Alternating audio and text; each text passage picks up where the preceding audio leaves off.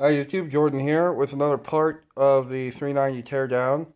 And yep, it is a 74 block D4T 74 truck. I think the E stands for elephant. I don't know, but that matches. Oh, there's still coolant in there, and it's green. Ah, rare look inside of a block's water jacket. There's the cylinder right there for number one. And there's still some green limeade in there. Little specks of rust, but that's fine. So that means this thing hasn't had water in it the whole time it's been sitting. That's good because it sat for a couple years before I bought it. And the boards look pretty damn good. I have to say so myself. Look, there's like very little carbon on top of the pistons, and it just scrapes right off with the fingernail. I don't believe the engine is bored. I don't see any markings on the pistons. I haven't measured it yet, but I hold the camera like a fucking human being. Uh, but yeah, the bores clean up really well. I just scotch brightted this little area right here. This ridge is maybe like a thousandth or two. It's thinner than a sheet of paper. You can just barely catch your nail on it. These scratches right here are from the Scotch Brite. This is what the bores look like normally. It would probably be fine as is, but I am going to go ahead and just hone it and re-ring it. But yeah, they don't look bad at all. And this is passenger side, pretty much more of the same story. So I can confirm now the heads have been off. It's got Velcro head gaskets on it, or had, they're on the floor now. These never had those from the factory, so the top end of this motor has been off.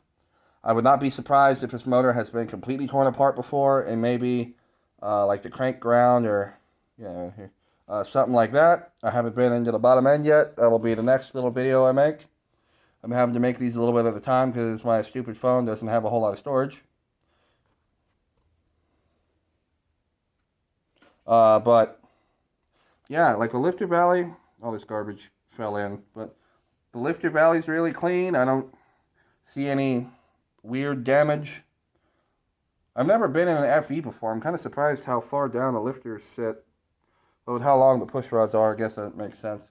Uh, doesn't seem to be a whole lot of wear on the cam gear. There wasn't a whole lot of wear on the distributor gear either. So the thing probably wasn't ever really starved of oil. It clearly had regular oil changes and maintenance done. I have no idea how many miles are on the engine. They didn't tell me. I can only assume it's under 100,000 purely because of how nice this looks, or the engine has been rebuilt before. But not like bored out, just probably had a standard re-ring in it. But yeah, I'll be back with more video of what the bottom end looks like, and I'll pull a couple bearings. I ain't gonna pull the whole thing apart right now. I don't even have any parts to put it back together. I just did it for my own curiosity so I would know what I need to order. So now that I know the pistons are the stock size, I'm gonna measure the bore with my calipers. Uh, I can order stock size rings, then just a standard gasket kit. I'll probably get a small, like, comp cam or something.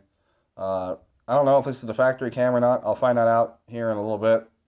But Ford, for what I remember, retarded the 70s FE cams by like 5 degrees with the cam, not the timing chain.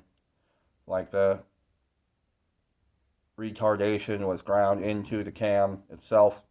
So if this is indeed a stock mid-70s smog cam, just that upgrade alone, going from 5 degrees retarded to 4 degrees advanced, which most aftermarket camshafts have ground into their profile, that's a 9-degree swing in valve timing. That is a big difference.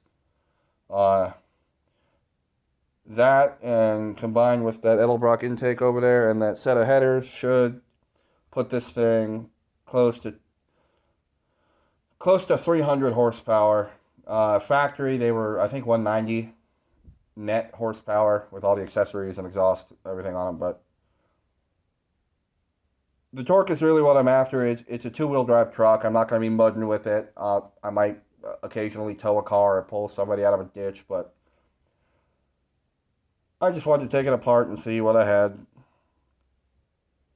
And what I have seems to be pretty good. I'll let you know in the next video if something catastrophic awaits me in the oil pan. Goodbye.